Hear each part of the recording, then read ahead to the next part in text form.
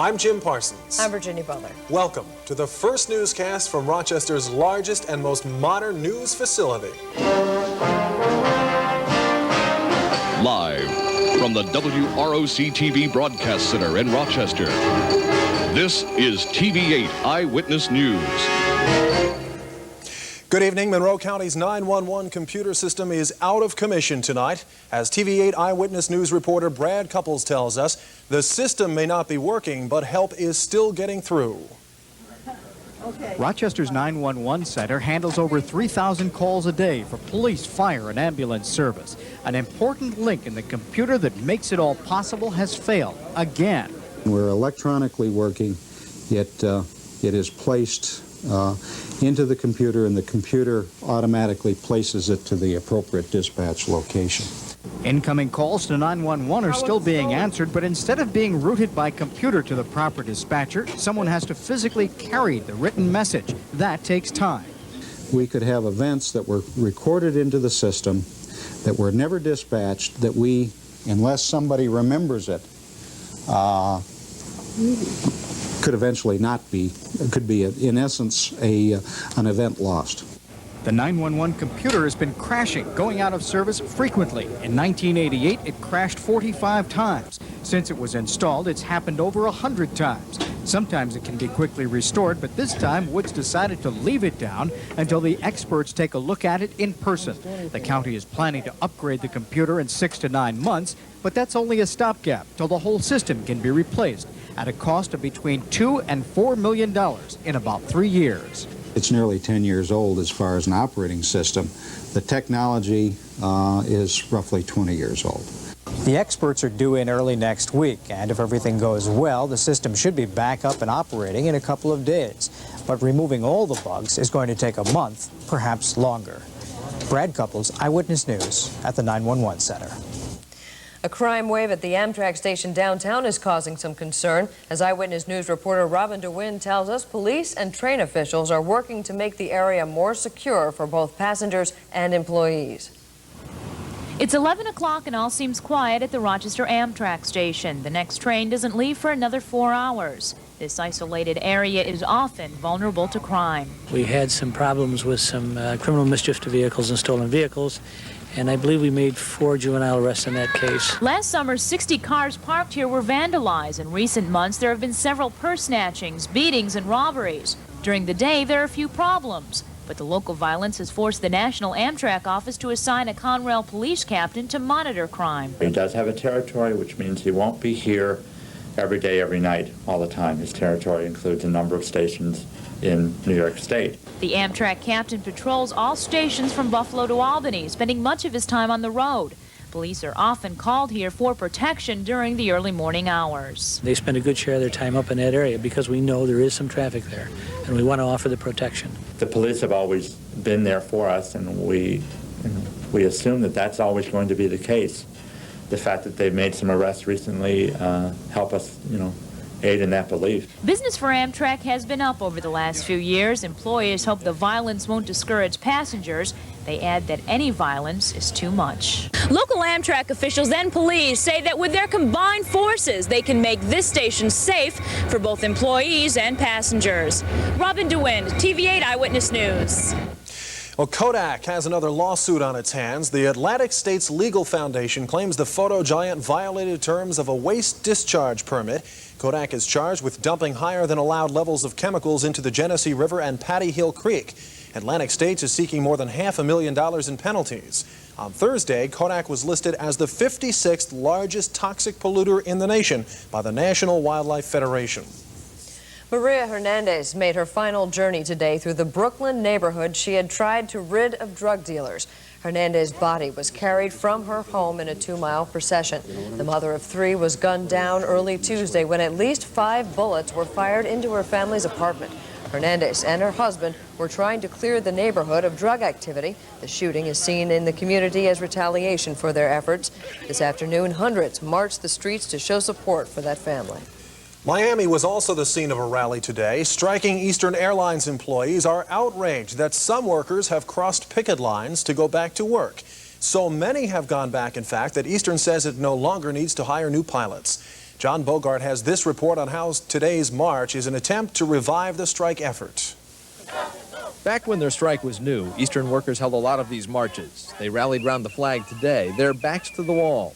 This week, hundreds of pilots left strikers' ranks, enough so that Eastern is no longer hiring replacements, and hundreds of flight attendants apparently have followed. People got frightened, and they ran. What they're running back to, and they know, is nothing. Strikers point out that, despite the defections, more than 80% of the members of all three major unions have stayed out. Within 5 months of a strike, we should have been 40 or 50% should have gone back in a normal strike. Today's march was a send-off for what strikers call a journey for justice, a 3,000-mile road show up the East Coast. They'll make some 25 stops along the way, mostly in cities where Eastern Airlines has operations and where there are troops that need rallying. Hell no, the strike's not over. Rallying before their march, union leaders blasted speculation that this week's defections were the beginning of the end of their effort. Machinists Union President Charlie Bryan called it company-inspired hype. These people all across the street have done a good job in their psychological warfare. So where are strikers placing their hopes? In the bankruptcy court in New York, where Eastern's reorganization is still being worked out. In the efforts of Chicago businessman Joseph Ritchie to buy the airline from Frank Lorenzo. And they hope for help in Congress. The journey for justice is to end up on Capitol Hill. There, they'll press for creation of a presidential emergency board and for other reforms of a system that they say has allowed Lorenzo to get away with economic murder. We got one person owns Eastern, owns Continental, and he takes away from one and he builds the other. We think there's something patently unfair about that. And the strikers hope one more job action will help them out. The SOS they're chanting about is not save our strike, but suspension of service. They're hoping union brethren at other airlines will help them shut down air travel nationwide, perhaps for a day, perhaps for 5, sometime this fall. The pilots' union board will talk about the controversial SOS plan this Thursday. When TV8 Eyewitness News returns, rain or shine, Bob Stokes has a forecast. Also, shuttle landing not a secret anymore. Stay with us.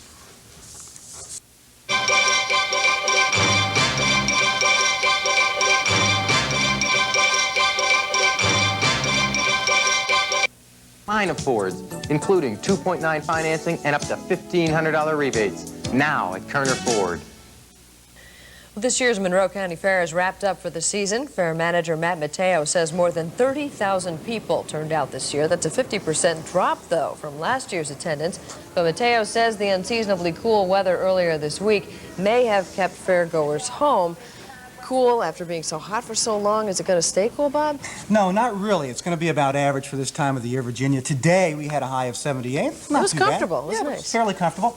Our current temperature under partly cloudy skies is 67 degrees with a relative humidity of 81%. Barometric pressure is rising. Winds are calm.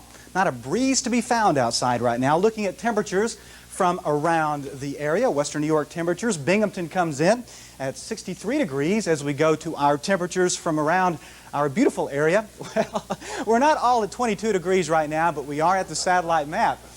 Winter comes around fast in Rochester, usually not this fast, but what we have is a lot of cloud cover over the east coast. In the southeast, some thunderstorms are producing some golf ball size hail in Orlando, Florida. A little bit of a clearing over the Tennessee Valley. In fact, Rochester is caught between two weather systems this high right here, and there's a low about right there, and this is producing showers from the Washington, D.C. area all the way up into Maine up there, and some lightning struck 9 people in Chicago today. No deaths reported, but in the past 4 to 5 days, there were 16 people struck by lightning out in the west. We do have a little bit of cloud cover out here in the plains, producing some scattered showers over the central Rockies as well. Now let's look at tonight's lows. It's going to be on the mild side. Rochester will only be in the 60s, a little muggy too. There's some moisture around. We had a trace of precipitation out at the airport, by the way, today. In the 50s from the Tennessee Valley on up into the eastern and central and even western Great Lakes. Now temperatures out in the west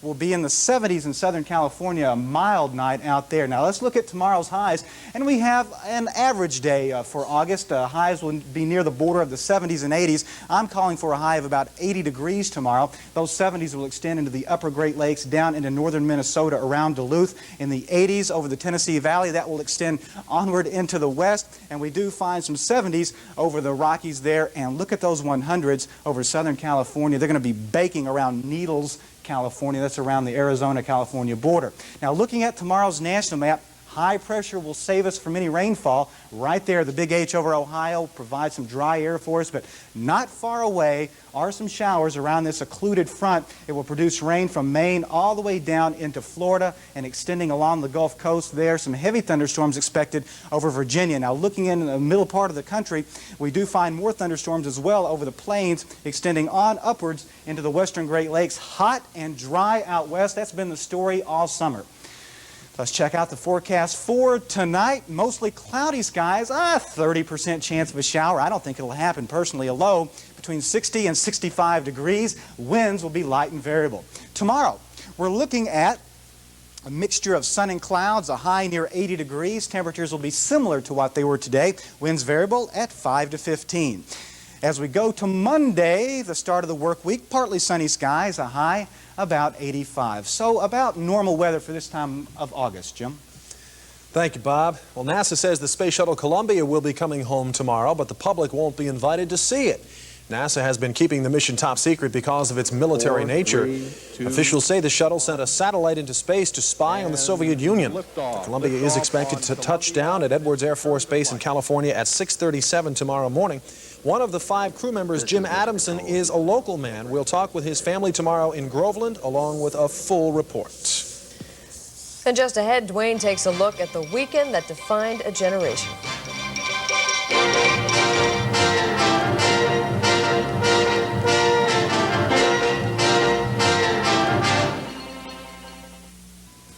Come on in or call this number 266-7700. Well, if you've been with us all night, you know we've been celebrating our switch over to CBS Network with a party out at the Eastman House. In fact, WROC Zack is still at the Eastman House and joins us now live. Dwayne? Thank you, Virginia. You know, all night here we've been not only looking ahead to a bright future with CBS and TV8, but reflecting on the past, the rich history of the network and our station, looking back on the first generation of TV. And you know, those kids that sat around the old classics in the 1950s became the teenagers and young adults of the 60s. And that generation is celebrating a very special anniversary this month as well.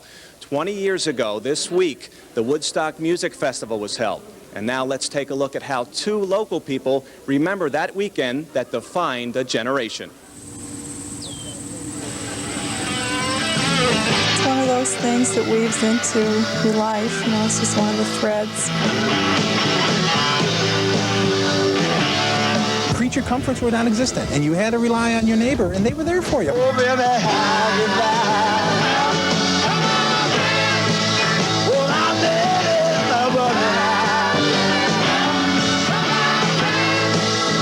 It's remembered as a mythical, magical happening, the gathering of the Woodstock Nation, intent on making their statement to the world. But to those who were there, like Mary Ellen Womack, who was 20 at the time, the Woodstock Music Festival was simply that, the biggest concert event of the summer.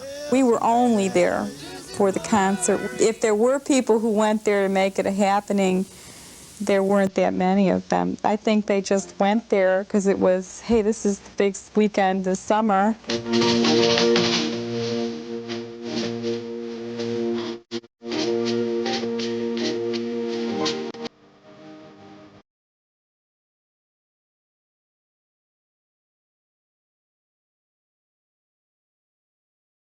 Myself and companions, we were just young adventurers, and it just seemed like, what an incredible party. I mean, there's 500,000 people there, and we went without any provisions whatsoever. We didn't buy food, we didn't have sleeping blankets, we just went and said, you know, we'll wing it when we get there. and it's 1, 2, 3. What are we fighting for? Don't ask me, I don't give a damn. The next stop is Vietnam. And You were a young rebel at 18 years old. You had the war in Vietnam was raging, so you had that grim reality to deal with all the time. And it was almost like Woodstock was like a respite from that. I mean, it was like 3 or 4 days just to forget all this. And that's what makes Woodstock so important for those who were there. No statement of a generation, no symbol of a decade. It's just that for a few days in August of 1969, they left the troubles of everyday life behind and enjoyed some good friendship and good music.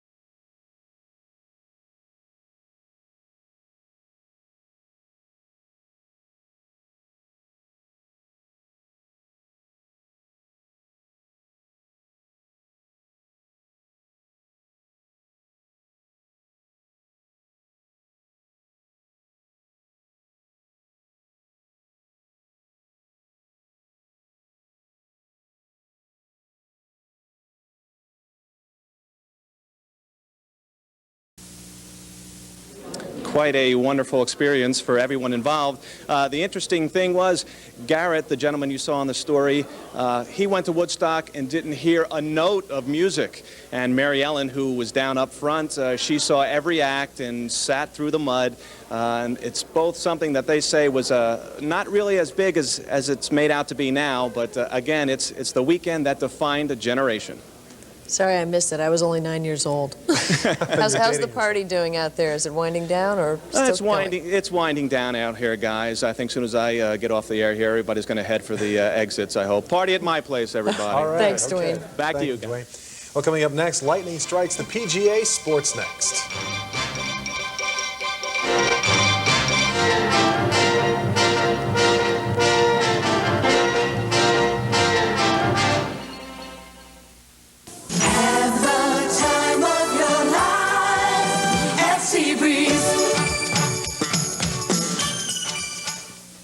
JC DeLast now with sports, sitting here in a tuxedo, ready to talk about Frisbee playing. Well, it's a special night. Sure. Why not play Frisbee Sure. in the tux, Jim? Hey, it wasn't too long ago when Frisbees were only seen at the beach. But as Jim Gamer reports now, those days are over.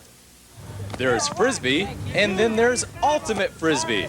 Ultimate Frisbee takes the picnic sport several steps further. It combines Frisbee, football, and some basketball man-to-man defense thrown in for good measure. The object is for the six-person team to advance the disc into the end zone. Drop passes turn the possession over to the other team. It's also a physically demanding game. We've got some excellent athletes, and we also have people who have just beginning. And in some cases, if you're not athletic and you get into this sport, it develops your athletic ability. I've had some people who never thought they could do anything physically and active. They shied away from sports. They get into Frisbee, and all of a sudden it develops them personally, develops them athletically, and they can become athletes. I think it gives a lot of people a chance to play a new sport that if you really don't know how to play, you can pick it up real quick. It's an easy sport to play, and it gives you a lot of exercise. The league has grown over its 8-year history and now boasts 200 players, and they're always looking for more. The fall schedule begins September 8th at the number 12 school on South Avenue. Jim Gaiman, Eyewitness News, Genesee Valley Park. Well, the windy city turned into the rainy city this afternoon. Weather postponed the third round of the PGA Championship until tomorrow. Mike Reed got 9 holes in. He stands at 13 under par. Rochester's Jeff Sluman, the defending champ, he counted a 69 today. He's at 2 under. We start with the leader, Mike Reed, on number 1, and watch this approach shot. You'll see why they call him Radar. This one is right on target. He birdied the hole to go 12 under. To Tom Watson, his second shot on number 2 ends up only 6 feet from the pin. He birdied that hole as well. Here's Leonard Thompson now, facing a 20-footer for the birdie, and it's right on line, dropping him to 10 under par. And now Craig Stadler chipping on number 8, and take a look at this one. In the cup for Stadler. They'll try to finish up the tournament tomorrow. On to baseball, where Oakland grabbed a 2-game lead over the Angels in the AL West today. The A's clobbered California 8-3. It was a fun afternoon for Ricky Beach Ball Head Henderson. New hat style there. There's no score in the third when Oakland's Terry Steinbach sends the ball up the middle and over Kent Henderson there.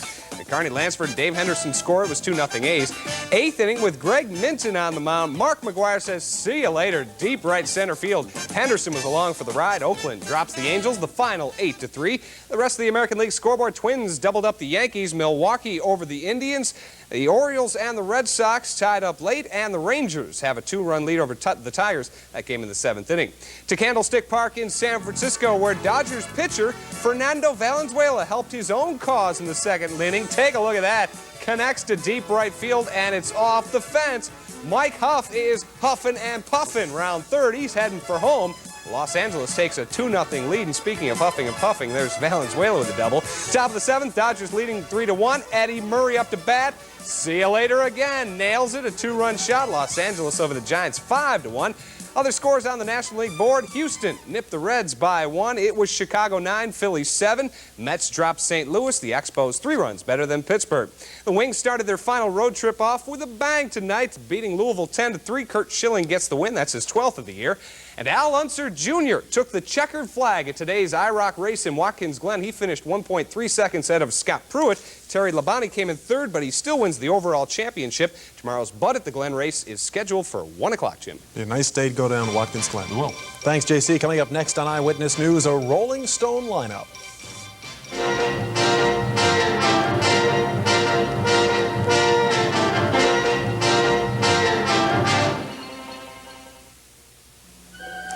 place to live.